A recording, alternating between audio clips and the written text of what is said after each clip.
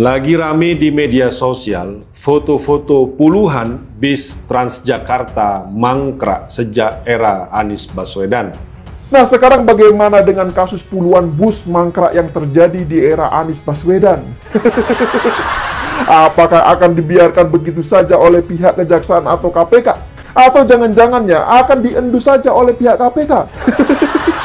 Padahal banyak sekali keluhan dari penumpang-penumpang Transjakarta yang berdesak-desakan karena armada bisnya sangat sedikit.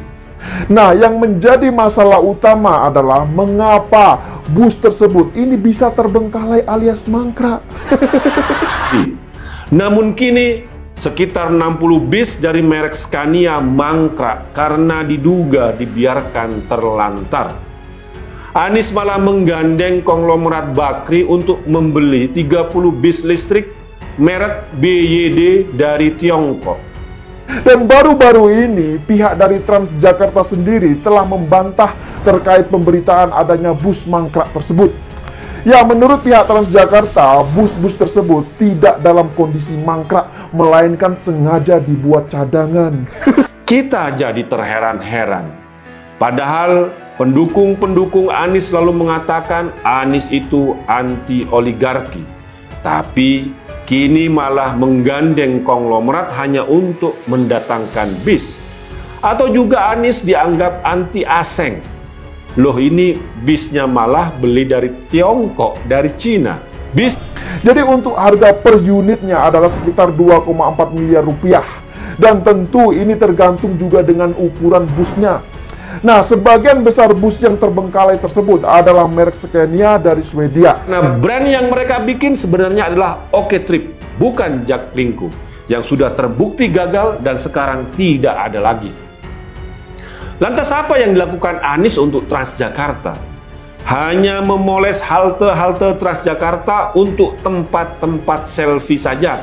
Itu pun hanya di kawasan Sudirman dan Tamrin saja. Saya sepertinya memang ada yang tidak beres dengan melihat kondisi fisik puluhan bus yang terparkir di terminal tersebut.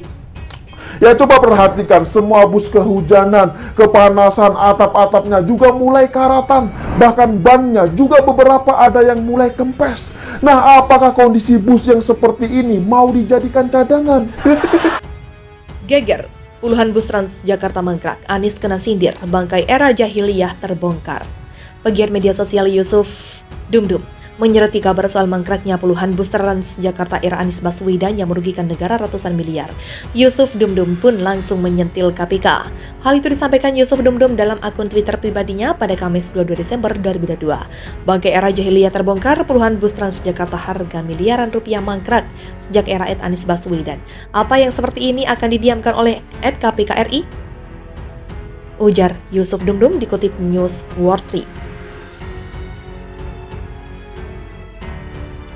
Sebelumnya, pengamat transportasi Azaz Tigor Nainggolan menegaskan, mangkraknya puluhan bus Transjakarta berpotensi kerugian negara ratusan miliar. Ia membeberkan harga per unit bus Transjakarta.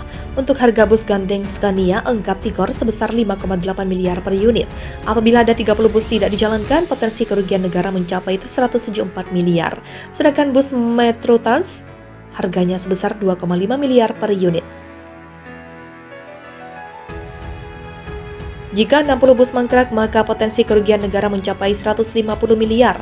Dengan kata lain, ungkap Tigor, total potensi kerugian negara mencapai 324 miliar. Karena itu, Tigor mendesak persoalan bus Transjakarta mangkrak menjadi bahan evaluasi.